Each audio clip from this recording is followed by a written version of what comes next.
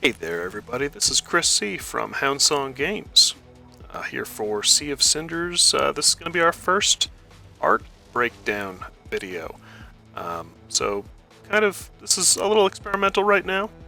It's kind of going to be up to feedback from you guys whether or not you want these to lean more towards like art instruction or design talks or game design talks or something along those lines. But we wanted to do a couple of them for YouTube, for our Patreon, for our free fans and supporters and all that good stuff. So we'll see how this goes. It should be interesting. But for those of you who don't know what I'm talking about, Sea of Cinders is Houndsong Games' first major project. We are creating a science fiction sourcebook for Dungeons and Dragons, 5th edition. We've been going for a couple of months in 2021 already by the time I'm recording this, and it's been going pretty well. You know, we're a very small indie studio, but we've got some great feedback and some awesome support from the community and other indie creators, so we're real pleased to be here and pleased to be making some cool stuff to share with you guys. So, without further ado, let's go ahead and get into the design and artwork creation for the heavy pistol. This is a slug thrower, pretty traditional type of weapon that characters can equip themselves with. You see there that I started off actually using an existing real gun as a reference, because Mark. No, it's kind of just a shortcut for me to find the ergonomic proportions that make sense, because this is intended to be a fairly realistic looking gun. So if for like a weird alien blaster or something, I wouldn't worry about that so much, but here it's going to read as being really odd if, you know, the handle doesn't look like you can reach the trigger from it or something like that. So I'm not tracing over that, I'm just kind of noting like, okay, the trigger's this far away from the grip, which is this far away from the top of it, and, you know, pretty quickly turn that off and just start sketching the design with those key points in mind. It's really all about making your life easier. You see, I beefed up the grip a good bit there because this was supposed to be a like professional combat weapon, not a slim down, concealed type thing. So we're deviating from that core design, but the general proportions are still about the same. This stage is pretty simple. We're just refining our line work from those initially couple layers of rough sketching there. And from there I'm going to go ahead into what's called flats. This is just taking big solid colors and blocking out, which part of the design is going to be what core color. I generally make these each their own layer in the file, which means that I can change it later with the technique I'm going to use to shade it that you'll see. And we actually will do that by the end of the video. Quick drop shadow there, just duplicated the whole thing, made it black, faded it out behind it, real easy. Now doing what's called form shadows, which are, for me, just big blocks of kind of a dark desaturated color. Usually at a multiply layer about 40-50% over top of it.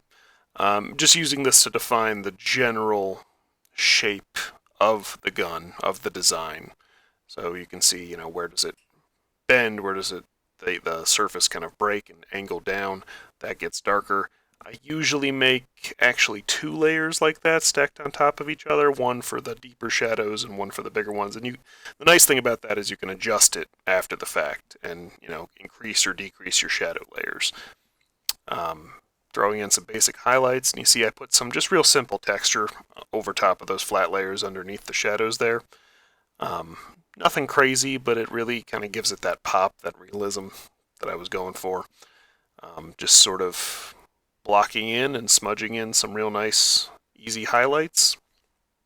I usually work in kind of like start very broad and simple and then work into tighter and tighter as I go with progressive steps. So these are pretty broad, and you can see now I'm getting into smaller brushes, finer detailing, alternating between tight highlights and tight shadows that, really define like a crease or a reveal somewhere in the material. This is mostly all just 1 or 2 brushes in the same layer, light, dark, light, dark, light, dark. You just pick your light color, your dark color. Generally don't want to go pure white, pure black, but pretty close. And then just sort of define those in. What I like to do is put in kind of big chunks of the color and then go in with a smudge in Procreate and smudge most of it, but you can still leave a little bit of those edges around the outside to kind of give it like the can't talk tonight. The appearance that it's sort of fading off or diffracting across the material, which is just a nice little effect that I enjoy painting. Yeah, still just working those shadows in there. This is a pretty simple stage, but that's where most of the magic happens. We've already done the hard part. Everyone say hi to my dog flopping behind me here. Don't know if this crappy old microphone picked up on that or not. Throwing a graphic layer on top of stuff here. Pretty simple. And I'm actually going to slow this portion down a little bit. Okay, so what you can see I did there was I threw a big white layer over top of all the metal, and then used some of Procreate's big texture basic brushes like grunge, heavy metal, wasteland, twisted tree all work pretty well for this. I erased probably about 99% of that layer, just leaving kind of where my brush didn't hit around the edges of it, to just start off some weathering effects. And then I'm going back through with a smaller brush that's kind of chunky and pixely, like I think Evolve is a good one, top of my head, and picking out some of those edges to highlight, just to give it some more scratches, like the paint is coming off or the coating is coming off. Really make this thing look like it's been used and carried and beat up and transported. And yeah, just cleaning up some of the highlights and shadows, a little bit of extra, in the detail layer.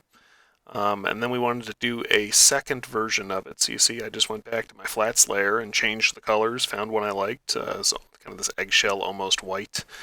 And we wanted to do a really funky, like bounty hunter, crazy kind of looking one. So a bunch of like stickers and splatter brushes all over the place. And I'm just using my flats as a mask to delete out the extra.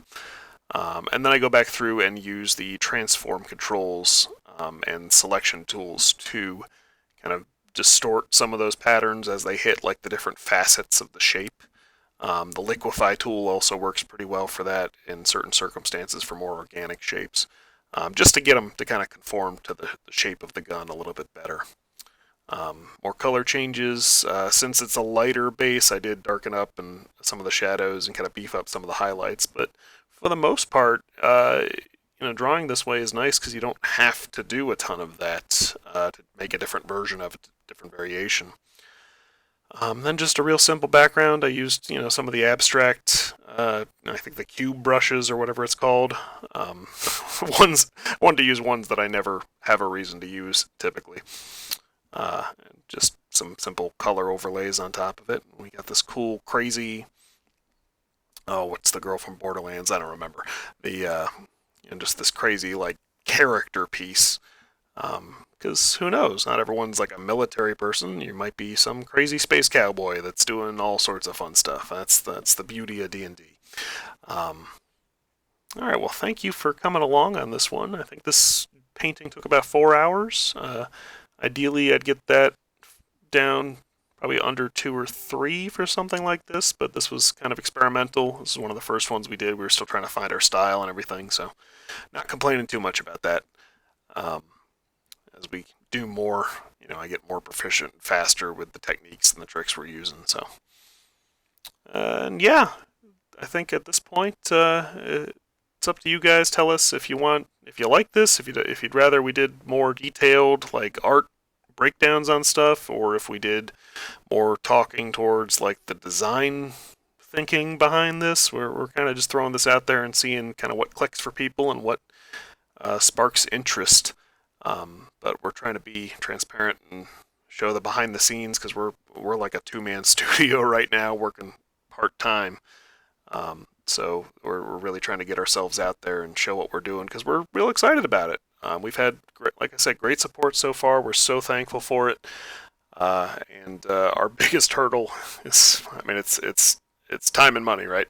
But there's only the two of us and only so many hours in the day. So if you like what you see or you think it sounds cool, check out our links, check out our website, support if you can, or tell your friends if you think if you like what we're doing and you think they'd be interested. That would mean truly the world to us at this stage, because we can't reach it ourselves. Another shout out to Arcane Anthems. He makes free music for tabletop and related projects, and really, I guess, anything. You can get his stuff on his Patreon. I don't know him, but he produces that stuff. I see his reels all the time. He's quite funny. And I chipped him a couple of bucks to use the audio you heard in the beginning of this, which I believe is totally optional. I just really like what he was doing. Well, thank you very much, everybody. I hope you have a good rest of your day, evening, night, morning, whatever it is, and we'll see you next time.